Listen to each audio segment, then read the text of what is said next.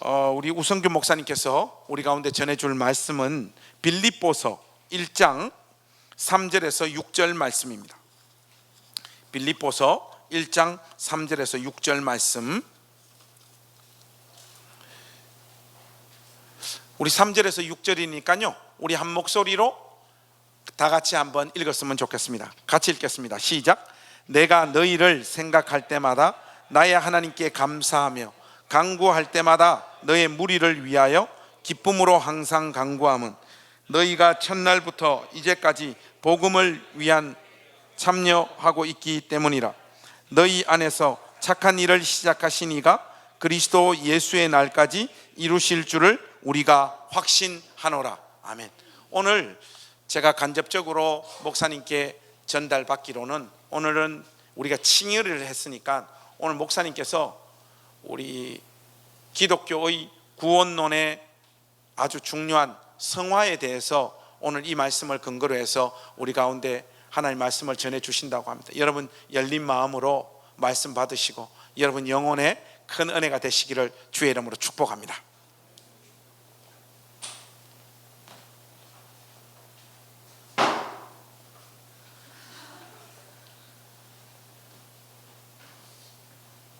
네, 여러분 반갑습니다. 예, 반갑습니다. 좀 우리 각 사람, 옆 사람, 뒷 사람 인사 좀 하실까요? 앞 사람 이렇게 해서 사방으로 좀 반갑습니다. 잘 오셨습니다. 인사하시고요. 오늘 인사 많이 하시죠? 찬양할 때도 일어서서 인사하시고. 예. 네. 여러분 저를 이렇게 매주 지금 3주째 보고 계신데 좀 어떠십니까? 저는 좋으세요? 예. 목사님 좋다고 그러시는데. 예. 예. 아니, 몸무게를 재보니까 점점 한 주에 1kg씩 빠지고 있는 것 같아요. 그래서 이게 설교를 계속 하다가는 말라 죽겠다. 이제 다음 주 한 주 남았어요. 그래서 한 주 다음 주까지 열심히 준비해서 말씀으로 섬기도록 하겠습니다. 바로 오늘 본문으로 좀 들어가겠습니다. 지난 시간에 제가 칭의의 은혜에 대한 말씀을 드렸습니다. 여러분 말씀 들으시면서 좀 어떠셨습니까? 저는 칭의의 복음을 전하고 나니까 한편으로는 굉장히 시원하면서도 한편으로는 굉장히 좀 불편한 마음이 있었습니다. 왜 그러냐면 칭의의 복음은 칭의에서 머무르지 않고 사실은 성화하고 이렇게 딱 붙어있는 부분이기 때문에 그렇습니다. 그러니까 칭의를 말씀드릴 때 칭의 따로 성화 따로 말씀드릴 수 있는 게 아니라서 굉장히 어려운데 이 또 시간 관계상 또 칭의에 대한 것들을 전하고 오늘 성화에 대한 말씀을 이렇게 전하게 되었습니다. 여러분 20세기의 최고의 강해 설교자라고 하죠. 마틴 로이드 존스 목사님 아시잖아요. 그 목사님께서 이렇게 말씀을 하십니다. 복음을 제대로 명확하게 선포를 하게 되면 사람들 안에 어떤 반응이 나오냐, 이제부터 내가 의롭다함을 받고 또 이미 구원을 받았으니까 내 마음대로 내 멋대로 살아도 되는 건가? 라는 반응이 나오는 것, 그게 이 복음을 제대로 전했을 때 나오는 당연한 반응이다 라고 이야기를 하십니다. 그만큼 이 복음이 주는 자유함 그리고 해방감이라는 것이 우리 영혼에 미치는 영향력이 굉장히 크다는 것이겠죠. 맞습니다. 우리 기독교 신앙이 말하는 구원은요, 분명히 하나님께서 우리에게 은혜로 값없이 주신 것입니다. 아멘이십니까? 네. 우리가 아직 죄인 되었을 때 아무 자격이 없는, 조건이 없는 상태에서 받은 구원이므로 이것은 우리 인간에게 주어진 율법과 요구와 그리고 심판, 이것을 죄가 없으신 예수께서 대신해서 치르신 것입니다. 대신 율법의 요구를 감당하시고 완성하시고 대신 대속제물로 죽으셔서 획득하신 의예요. 이 획득된 의로움을 어떻게 하셨어요? 하나님께서 저와 여러분에게 전가시키셨다. 이게 이제 칭의다 이렇게 말씀을 드렸습니다. 근데 여러분, 우리의 양심은 여전히 지금도 우리의 죄를 지적하고 있죠. 그렇지 않습니까? 그러나 하나님께서는 우리의 모든 죄를 용서하셨습니다. 우리의 죄를 없이 하셨다라는 거예요. 그러니까 죄를 전혀 지어본 적이 없는 것과 같은 의로운 자로 우리를 여겨주신다, 이런 얘기입니다. 여러분, 이 말도 안 되는 은혜를 칭의라고 우리가 말씀을 드렸는데, 이 값없이 주어진 은혜는요, 우리에게 사실상 굉장히 당혹스러움을 줍니다. 그러다 보니까 값없다라는 사실이 우리에게 잘 감각이 될까요? 감각이 안 될까요? 감각되지 않습니다. 여러분, 우리 습관적으로 값을 매기는 버릇이 있습니다. 여러분, 뭐 성경책이 있는데 이 성경책을 새로 샀다. 별로 새로 안 사시죠? 성경책 어플로 보시는데 새로 샀다 그러면 얼마야? 그죠? 어디서 샀어? 성경책 잘 안 사시니까 뭐 별로 그렇다고 하면, 뭐 제 넥타이를 선물 받았어 그러면 이거 어디 거야? 얼마짜리야? 이런 반응이 나온다라는 거예요. 값으로 확인하는 습관 때문에 값이 없다라고 하면 우리는 가치를 잘 가늠하지 못합니다. 제가 오늘 드릴 이야기는 우리가 이 값없이 받은 은혜의 가치에 관한 이야기입니다. 이 구원의 은혜가 저와 여러분에게 값싼 가치, 값싼 은혜가 되느냐, 아니면 무궁무진하고 풍성한 은혜, 그 가치가 되느냐가 여기에 달렸습니다. 바로 그 은혜가 우리가 이미 받은 그 은혜가 우리를 어떤 삶으로 인도하는가에 대한 문제, 즉 성화에 대한 이야기입니다. 제가 여러분 그 성화라는 주제를 가지고 말씀을 전한다 이렇게 하니까요, 제 아내가 일단 겁을 먹더라고요.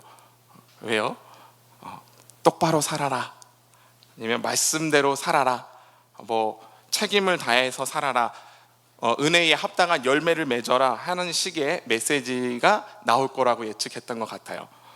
근데 여러분, 한국 교회가 성화를 이야기할 때 이런 식의 메시지에 갇혀버리는 경향이 상당히 큽니다.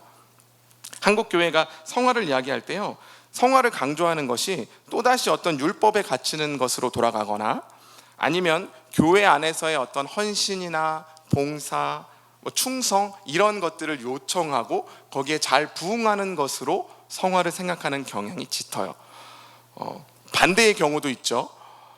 칭의만을 강조하고, 그러니까 은혜의 복음만을 강조하다 보니까 성화를 잘 가르치지 않아서 한국 교회의 윤리성과 도덕성에 심각한 치명적인 타격이 있었다, 뭐 이런 식으로 비판을 하는 일각의 목소리도 있습니다.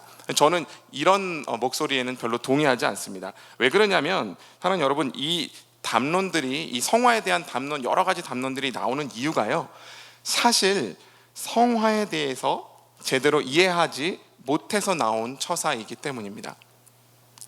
성화는 서두에도 말씀드렸듯이 칭의와 분리되거나 따로 설명할 수 없습니다.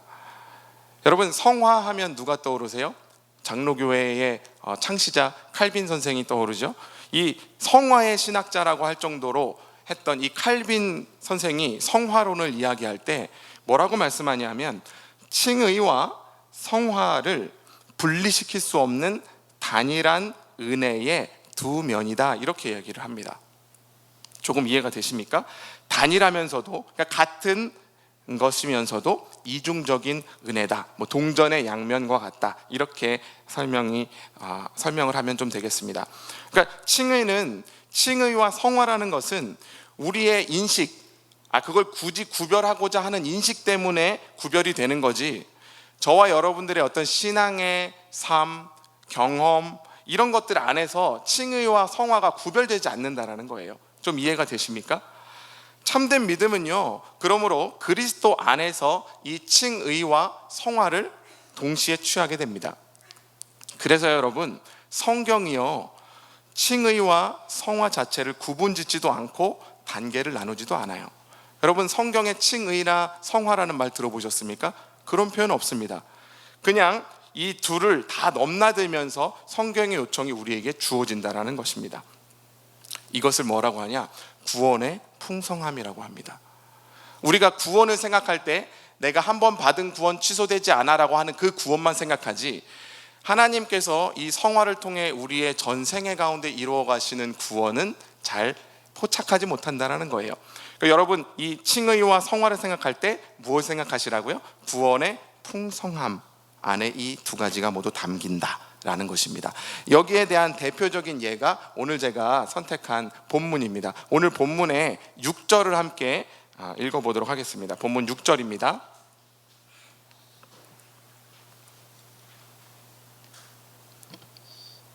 함께 한 목소리로 읽겠습니다. 시작. 너희 안에 착한 일을 시작하신 이가 그리스도 예수의 날까지 이루실 줄을 우리는 확신하노라. 아멘. 여러분, 아주 유명한 본문이죠. 우리는 이 본문에서 칭의와 성화가 하나의 개념 안에 묶인다라는 단서를 발견합니다. 우리 안에서 시작한 이 착한 일, 구원의 시작이 주님이 다시 오시는 마지막 날까지 이루어진다. 굳이 인식으로 구분하자면 의롭다 하심의 은혜가 우리를 성화로 이끌어서 마침내 마지막까지 이 구원을 이루어내게 하신다 정도가 될 것입니다. 여러분, 이 본문에서 문맥으로 보면요, 이 착한 일은 5절을 봐야지 구체적으로 뭔지 알 수 있습니다. 5절 함께 보실까요? 너희가 첫날부터 복음을 위한 일에 참여하고 있다라는 이야기가 나옵니다. 여기서 이 참여가 지금 바울이 이야기하는 착한 일이에요. 이 문맥상에서는 참여가 뭡니까? 코이노니아라고 하는데요, 많이 들어보셨죠? 코이노니아, 어떤 목적을 위해서 따로 불려 나온 모임을 코이노니아라고 합니다. 그래서 고대에는 뭐 교회적인 용어가 아니라 이 코이노니아를 그냥 모임, 민회 이런 뜻으로 썼어요. 근데 이 코이노니아를 이 바울은 어떻게 사용하냐? 이제 구원을 위해서 복음으로 부름받은 자들의 모임, 이렇게 표현합니다. 교회죠. 그러니까 착한 일은 뭡니까? 이 복음을 위해서 부름받은 그 일, 교회로 부름받은 그 일을 착한 일이라고 한다라는 거예요. 이걸 신자의 개인에게 적용을 시켜보면 하나님의 부르심, 즉 구원의 부르심이다, 이렇게 얘기를 합니다. 그러니까 구원의 개념이 아주 종합적인 거예요. 이 착한 일 안에. 착한 일은 신자 안에 주어진 칭의와 성화, 그리고 교회로의 부르심까지를 모두 다 포괄합니다. 어떻습니까? 굉장히 포괄적이고 통합적이죠. 자, 이렇게 구원을 굳이 칭의와 성화로 분리하지 않고 성경은 통합적으로 표현합니다. 이 착한 일 안에 모든 게 다 포함되는 거예요. 하나님께서 은혜로 갚으신 구원, 이 착한 일은요, 과거에 이루신 일이고 또 현재에도 우리의 성화를 통해서 이루어가는 과정이고 또 미래에는 반드시 완성되고 되리라는 약속이라는 거예요. 과거, 현재, 미래, 이 안에 모든 게 담겨 있습니다. 이것을 구원의 삼시제다, 뭐 이런 식으로 표현을 합니다. 여러분, 조금 어려우시죠? 제가 자꾸만 어떤 신학적인 담론들을 이야기를 하니까 어려우실 수 있는데 한 가지만 딱 기억하시면 됩니다. 이 착한 일을 누가 하신다? 하나님께서 하신다라는 거예요. 결국 하나님께서 완수해 내신다는 겁니다. 여기에 포인트가 있어요. 그러니까 여러분, 저와 여러분들의 성화는 누구에게 달려 있다고요? 하나님께 달려 있습니다. 근데 여러분, 이게 아멘 이렇게 하시는데 우리가 보통은 어떻게 오해를 하냐? 하나님께서 구원을 해줬으니까 너 이제 성화 잘 하나 안 하나 지켜보겠어, 이런 식으로 생각한다는 거예요. 자, 내가 말씀을 주었고 너를 구원해 줬어, 그러니까 너 말씀대로 지키면서 살아라, 한번 잘하나 보겠어? 이렇게 생각하는 게 우리의 일반적인 성화론이다, 이거죠. 그런데 제가 지금 다시 말씀드리는 이 성화는요, 누가 책임지십니까? 하나님께서 책임지십니다. 하나님께서 구원으로 부르신 자를 반드시 어떻게 하십니까? 거룩하게 하신다라는 것입니다. 우리에게 키가 있지 않아요.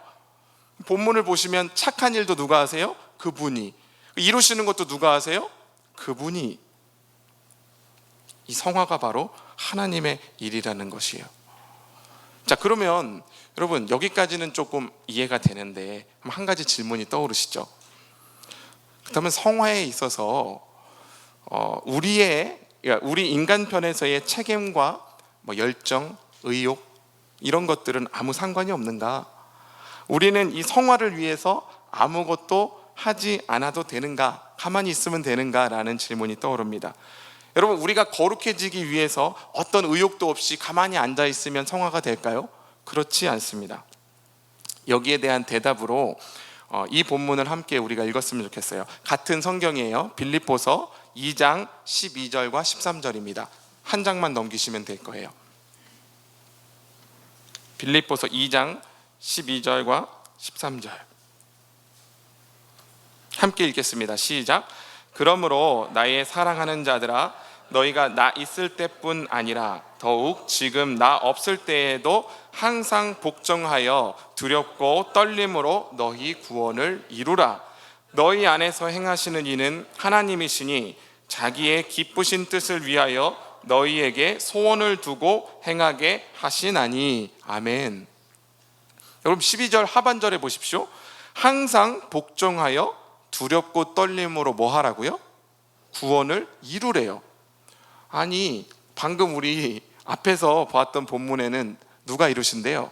하나님이 구원을 이루신다고 말했던 그 똑같은 표현으로 구원을 이제는 마치 그게 우리의 책임인 것처럼 이루라라고 이야기하십니다. 구원이 이미 주어졌고 법적으로 우리는 의롭다고 선언이 되었는데요, 여기에 이 표현대로라면 구원을 이루는 것에는 우리의 책임이 따른다는 것입니다.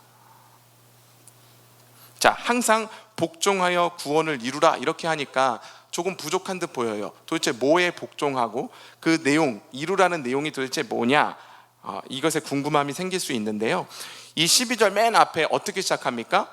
그러므로 라고 시작하죠. 그러므로 라는 표현을 언제 씁니까? 앞에 있는 어떤 내용을 받을 때 이렇게 그러므로를 쓰잖아요. 여러분 1절부터 11절까지 눈으로 한번 내용을 쭉 보세요. 여러분 잘 아시는 본문이에요. 2장 1절부터 11절까지 눈으로 쫙 보시면요, 어떤 내용이냐, 서로 겸손하라, 서로 더 낮게 여기라, 서로 다투지 말아라, 자기 자신만 돌볼 게 아니라 남도 옆에 사람도 서로 돌아보아라. 5절에 보니까 너희 안에 이 마음을 품으라, 곧 그리스도 예수의 마음이니. 여러분, 자기를 비우시고 낮추신 예수님을 본받으라는 겁니다. 그것을 지금 받아서 항상 복종하여 두렵고 떨림으로 구원을 이루라 이렇게 표현하고 있어요. 즉 구원을 이루는 내용 안에는요, 하나님께서 이루시는 이 성화의 과정 안에는 우리를 구원하기 위해서 자기를 비하하신 예수 그리스도의 마음을 본받아서 예수님처럼 죽기까지 복종하라라는 요청이 있는 것입니다. 여러분, 이게 우리에게 부여된 책임이에요. 단순히 성화가 무엇을 해라 하지 말라의 차원이 아니라 예수의 마음을 가지고 예수님이 가신 것처럼 그분을 본받아서 복종하라라는 것입니다. 누구에게? 서로에게, 그리고 주님에게. 여러분 당연합니다. 왜요? 구원은 우리와 예수 그리스도와의 연합이기 때문입니다. 여러분 루터가 이런 말을 해요. 의롭다 하심은, 칭의는 그러니까 우리 밖에서의 의로움, 즉 예수님의 의로움이 믿음으로 우리 안에 수납된 것, 전가된 것이다 이렇게 얘기를 하죠. 그러니까 이제 내 안에 내주하시는 예수께서 일하심으로, 내 안에 계시는 예수의 의로우심이 일하심으로 우리의 외적으로는 그것이 어떻게 나타난다? 선행으로 나타난다 이렇게 얘기합니다. 이게 루터의 성화론이에요. 루터는 성화를 얘기를 안 해요. 성화라는 말 자체를 쓰지 않습니다. 루터가 말하는 칭의 안에는 이 성화의 개념 다 들어있는 거예요. 그러니까 당연하게 우리로 하여금, 하나님이 의롭게 하신 우리로 하여금 어떻게 하신다? 거룩의 삶을 드러내게 하신다라는 것입니다. 여러분, 그러니까요, 절대로 칭의의 은혜는 이제 내가 구원받았으니까 정신줄 놓고 방황하고 방종하고 내 마음대로 살아도 된다라는 라이센스가 아닙니다. 구원을 어떻게 이루라고요? 두렵고 떨림으로 이루라고 합니다. 여러분, 바울이 말하는 이 구원의 이름이 신자의 책임이 이렇게 포함되어 있다는 겁니다. 자, 그러면 여러분 13절을 한번 보세요. 그 밑에 13절, 이 책임을 행하시는 것 또한 누가 하시냐? 하나님이 하신다. 어떤 방식으로? 신자 안에 소망을 불어넣으시는 방식으로. 너희에게 소원을 두고 행하신다 이렇게 말씀하시죠. 소원을 두고 행하게 하신다. 무슨 말입니까? 신자 안에는 하나님께서 불어넣으시는 소원이 있다라는 거예요. 예수님의 마음으로 복종하고 살고자 하는, 그죠? 남을 섬기고자 하는 나보다 남을 낮게 여기고자 하는 그 열망, 그 성화의 열망이 신자 안에 주어졌다라는 겁니다. 이것이 얼마나 놀랍습니까? 여러분, 믿지 않는 자들에게는 절대 없는 소망입니다. 절대 없는 소원이에요. 믿지 않는 자들 안에 예수의 마음을 품습니까? 아니요. 하나님께서 말씀에 복종하며 하나님 뜻에 순종하며 또 서로에게 복종하며 살고자 하는 이 성화의 소원을 여러분 가운데 넣으셨다라는 것입니다. 아멘이십니까? 자, 여러분, 이게 바로 여러분들을 성화로 이끌어 가도록 한다, 구원을 이루도록 한다라는 말이에요. 여러분, 마음을 한번 잘 들여다보십시오. 예수를 믿는 자에게는요, 거룩한 삶을 살고자 하는 소원이 반드시 있습니다. 반드시 있어요. 여러분, 그게 없으시면 여러분 구원을 다시 점검해 보셔야 돼요. 내가 구원받았다라고 생각하는데 교회를 가까이 하고 또 말씀을 좀 가까이 하고 뭐 기도해야겠다 이러한 열망이 없고 또 옆 사람을 섬겨야겠다, 내가 좀 희생해야겠다, 뭐 이런 어떤 거룩한 부담감 같은 게 아예 없잖아요. 그러면 구원을 다시 점검해 보셔야 돼요. 칭의의 은혜, 이 하나님의 구원의 은혜가 부어진 자에게는 반드시 거룩에 대한 열망이 있습니다. 여러분, 근데 이게 여러분들을 들들 볶으려고 주신 게 아니라, 힘들게 하려고 주신 게 아니라 여러분을 거룩해 하시려는 하나님의 기쁘신 뜻에 우리 마음이 부합된 마음이라는 것입니다. 우리 안에 이 소원이 있어요. 그래서 바울이 어떻게 이야기합니까? 구원받은 우리들에게도 우리의 싸움을 뭐라고 표현해요? 성령의 소욕과 육체의 소욕과의 싸움이다, 이렇게 이야기를 합니다. 자, 그러면요, 자, 이제 이 본문에 대한 내용, 칭의와 성화에 대한 이론적인 내용들을 다 쭉 말씀을 드렸는데 이제 이런 내용은 없습니다. 여러분, 긴장 안 하셔도 돼요. 자, 그러면 이제 이 싸움에 대해서 우리가 좀 더 솔직하고 실제적인 이야기를 한번 해봅시다. 과연 우리는 변화되는가? 이 질문을 드리고 싶어요. 과연 우리는 앞에서 말씀에서 살펴본 것처럼 구원을 이루고 성화되고 있는가? 라는 실존적인 질문입니다. 여러분 어떠세요? 예수 믿고 좀 많이 변화되셨습니까? 아무도 아멘을 안 하시네요. 여러분, 예수 믿고 좀 변화되셨습니까? 예, 억지로 하시는 거죠? 예. 변화가 안 되셨는데 아멘을 하시려니까 힘드시잖아요. 자, 여러분, 여기에 자신 있게 아멘할 수 있는 분은 별로 많지 않으리라 확신합니다. 근데 앞에서 말씀드렸듯이 성화를 자꾸 우리가 어떤 해야 하는 과제처럼 여기기 때문에 발생하는 오해가 있습니다. 저는 오늘 그러한 성화에 대한 오해들을 마지막으로 풀어가면서 성화에 대한 온전한 이해를 돕고자 합니다. 자, 여러분, 우리가 성화에 대해서 가장 오해하고 있는 게 뭘까요? 첫 번째는 성화를 레벨업이라고 생각하는 겁니다. 레벨업. 레벨업이 뭔지 아세요? 청년들이 아니라 중고등부, 예, 게임할 때 어떻습니까? 랩 몇이야? 뭐 만랩? 너 뭐 99야? 뭐 이런 식으로 뭐 그런 게임 안에서 사용하는 용어, 레벨이 점점 가고요. 높은 레벨일수록 어떻습니까? 세져요. 강력해집니다. 그리고 우리가 사회 속에서 직장에서 직급이 올라간다든지, 그렇죠? 아니면 내 경력과 스펙이 쌓인다든지, 이게 이제 레벨이에요. 레벨업. 성화를 자꾸 레벨업으로 생각합니다.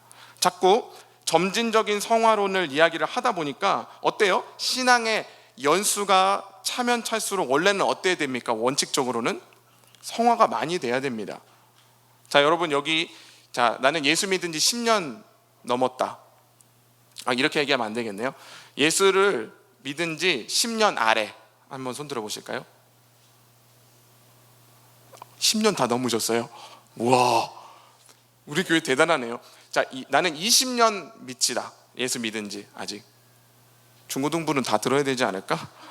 20살 밑에잖아 다. 20년 아래. 꽤 계시네요. 30년 아래. 40년 아래. 와, 40년 아래도 좀 계시네요. 예수 믿은 지 40년 넘으신 분들도 계신 것 같아요. 자, 그러면요, 여기 제가 지금 손든 분들을 다 눈으로 확인했는데 과연 그 순서대로 지금 성화되었는가? 자, 여러분 여기 계신 집사님, 오래 신앙생활 하신 집사님들, 권사님, 그리고 우리 장로님 두 분, 그리고 우리 담임 목사님, 뭐 어떠셔야 됩니까? 40년 넘어갔으니까 세인트, ST 그거 붙잖아요. 성 어거스틴, 뭐 이런 식으로 붙여야 돼요. 성 김관성 이렇게 붙여야 된다는 거예요. 근데 과연 그렇습니까? 그게 아니에요. 안 변해요. 지독하게 안 변합니다.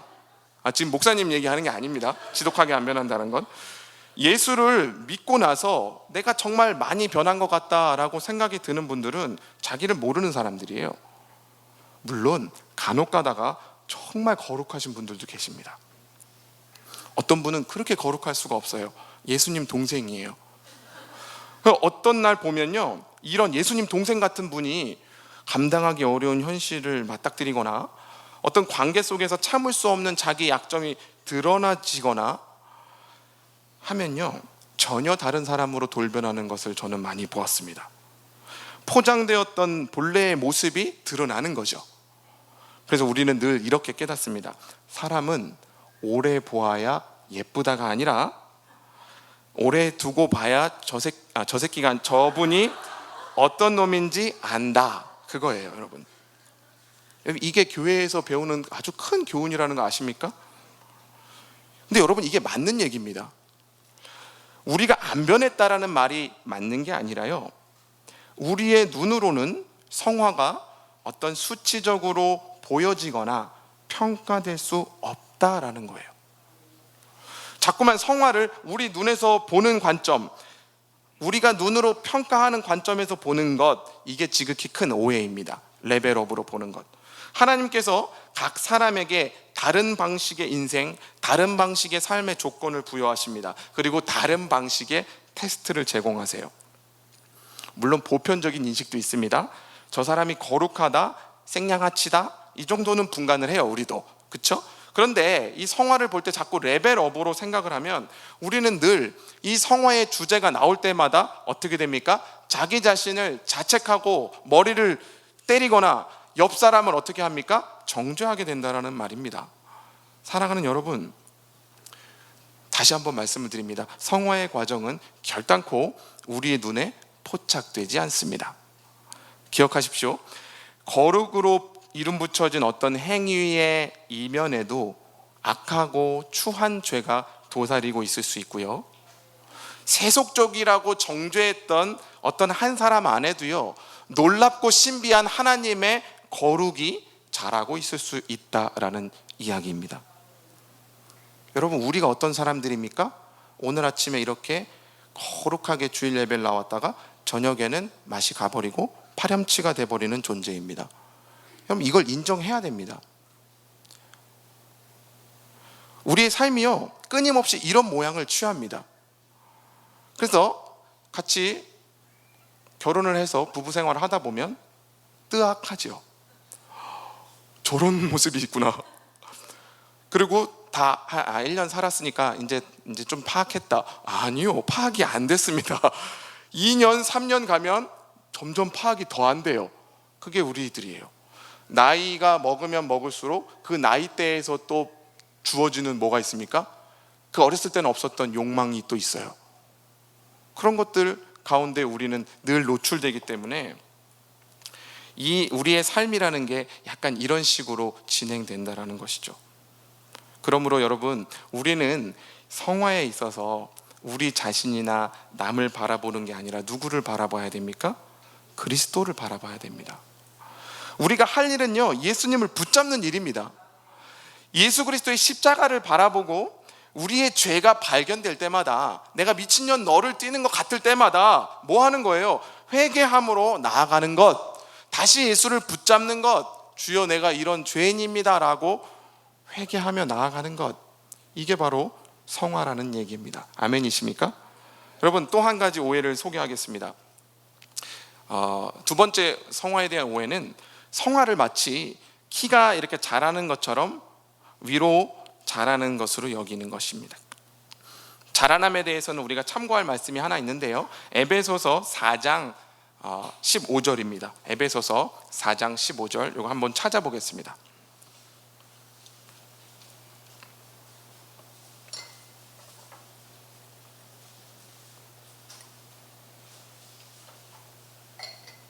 함께 읽겠습니다. 시작. 오직 사랑 안에서 참된 것을 하여 범사에 그에게까지 자랄지라. 그는 머리니 곧 그리스도라. 아멘. 여러분, 이 15절 앞에 보면 13절에 그리스도의 장성한 분량이 충만한 데까지 이르라, 이런 얘기 나오죠. 그리고 15절 방금 읽었던 본문에는 범사에 그에게까지 자랄지라 라고 말합니다.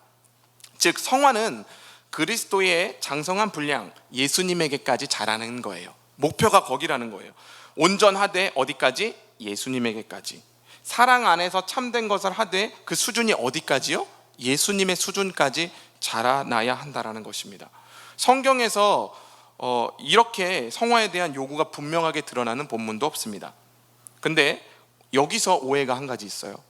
오늘 본문의 15절에 보면 그에게까지 자랄지라 할 때 이 자라남이라는 단어, 그리고 자 읽어드릴게요. 베드로전서 2장 2절에 보면 갓난 아기들 같이 순전하고 신령한 젖을 사모하라. 이는 그로 말미암아 너희로 구원을 이루도록 자라게 하려 함이라. 이 베드로전서 2장 2절인데요.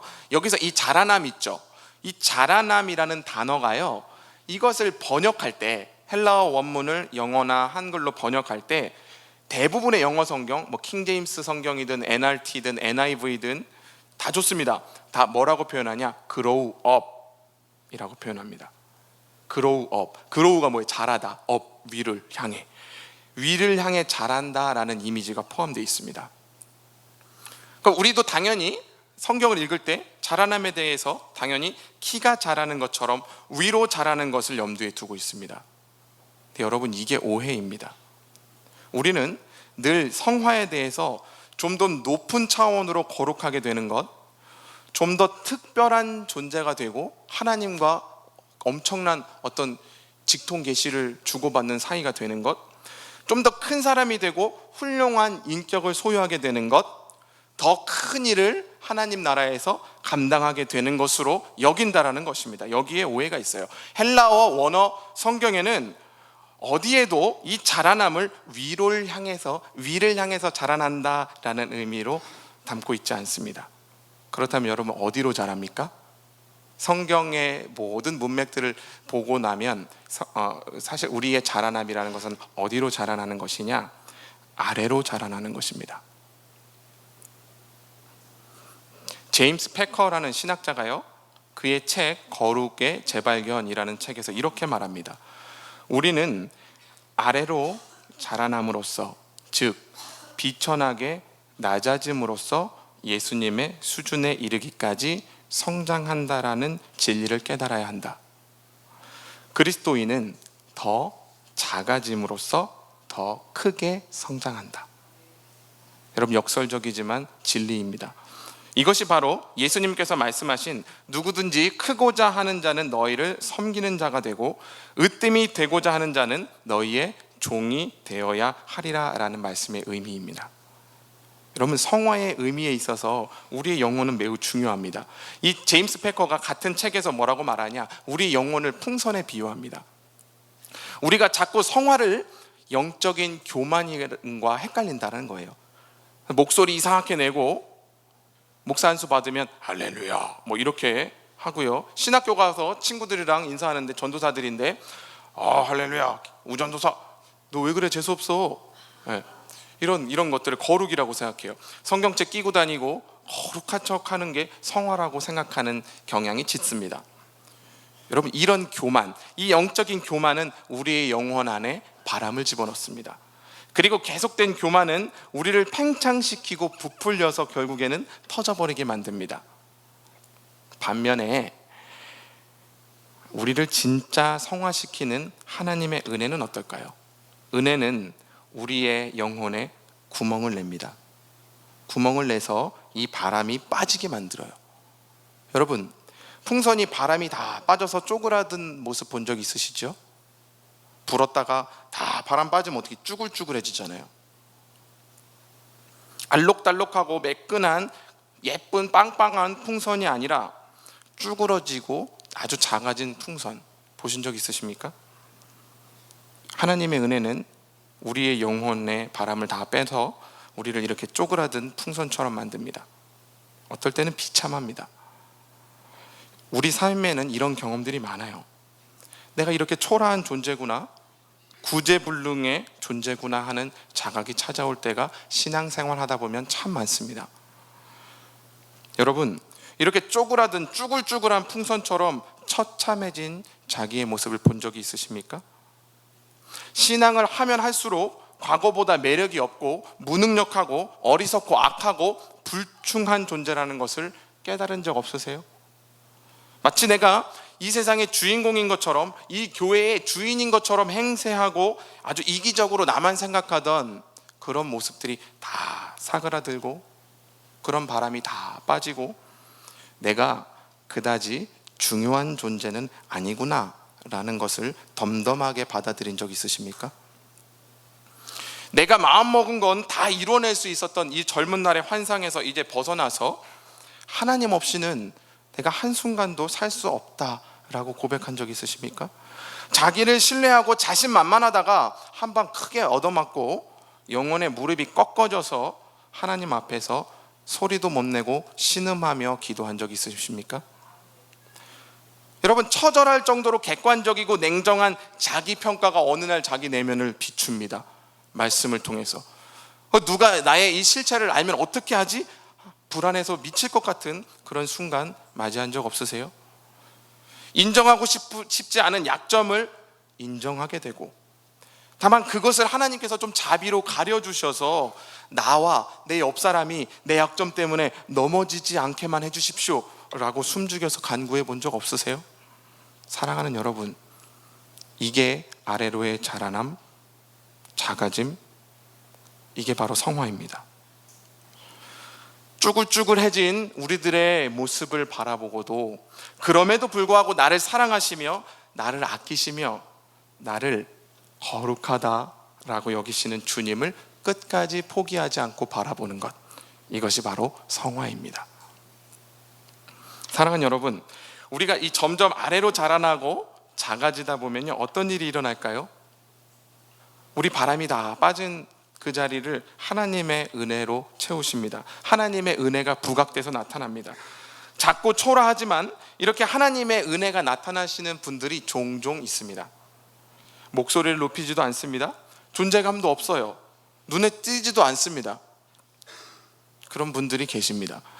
여러분, 제가 어렸을 때는 늘 앞에 서서 주도하고 생색을 내고 목소리가 크고 인기가 많은 사람들에 주목했던 것 같아요. 제 시선을. 저도 사실 그런 사람이 되고 싶었거든요.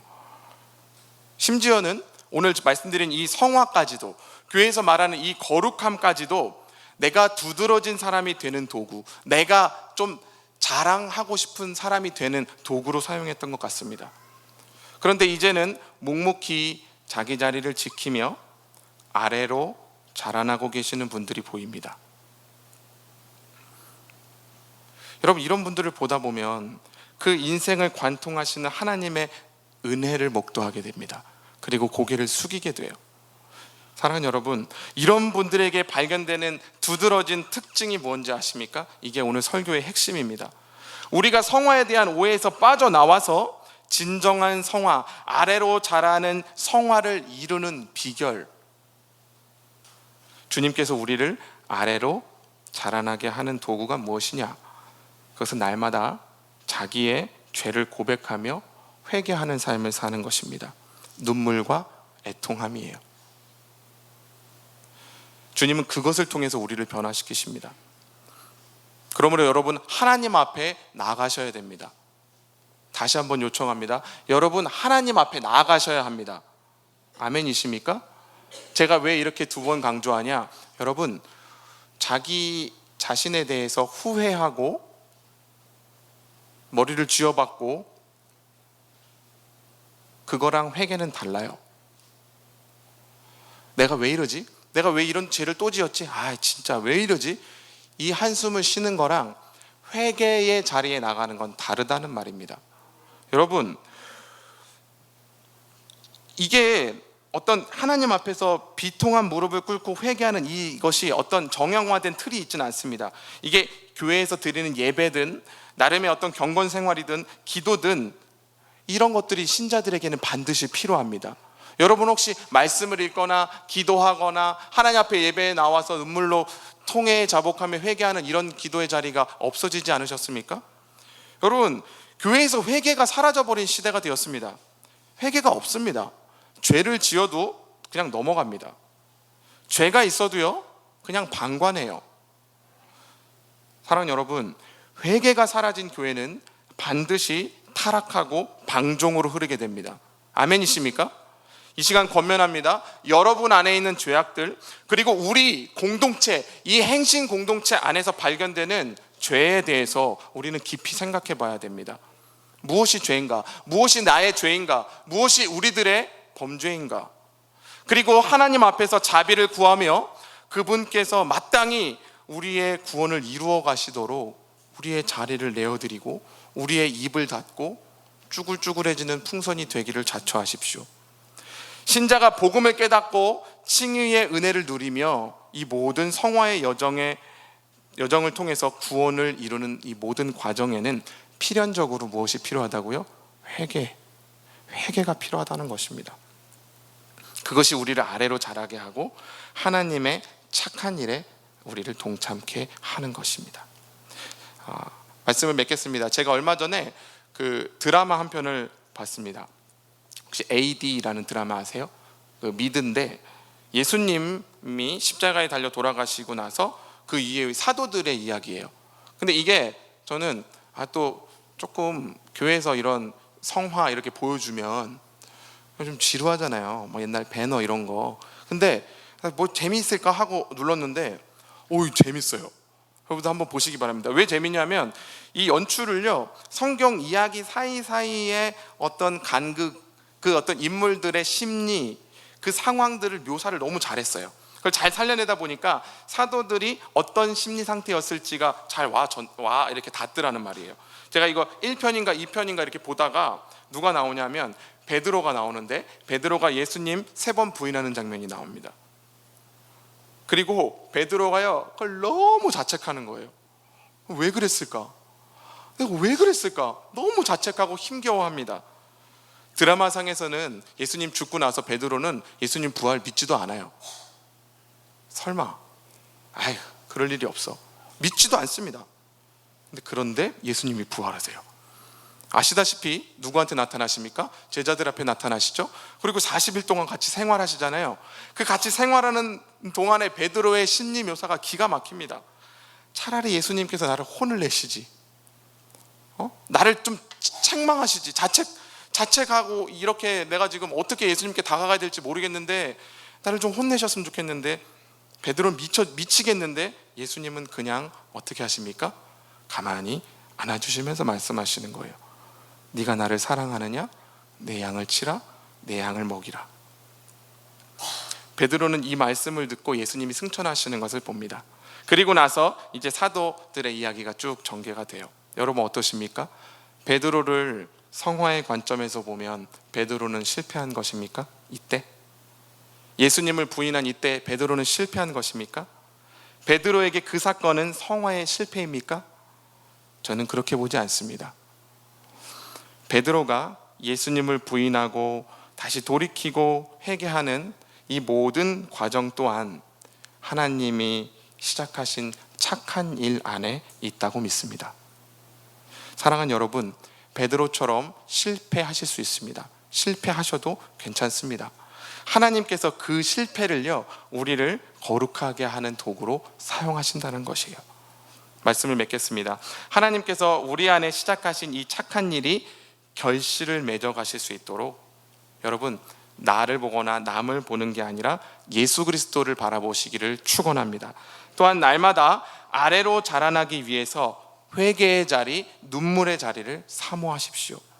전혀 변하지 않을 것 같은 우리를 하나님께서 조금씩 빚어가고 계심을 믿음으로 고백하는 여기에 모인 모든 권속들 되시기를 예수 그리스도 이름으로 축원합니다. 아멘. 기도하겠습니다. 하나님 감사합니다. 우리가 성화에 대하여 오해하고 있어서 성화를 두렵게 여기거나 나를 너무 괴롭히는 어떤 과제로 여겼던 것이 있다면, 이제 오늘 우리 안에 구원의 착한 일을 시작하신 분께서 우리를 마침내는 거룩하게 하신다라는 그 약속을 믿는 믿음으로 나아가게 하여 주옵소서. 그래서 하나님, 우리가 우리 가운데 있는 이 오해를 다 떨쳐내고 남이나 나를 보는 것이 아니라 예수 그리스도를 죽기까지 바라보는 그 믿음을 소유한 신자들이 다 되게 하여 주옵소서.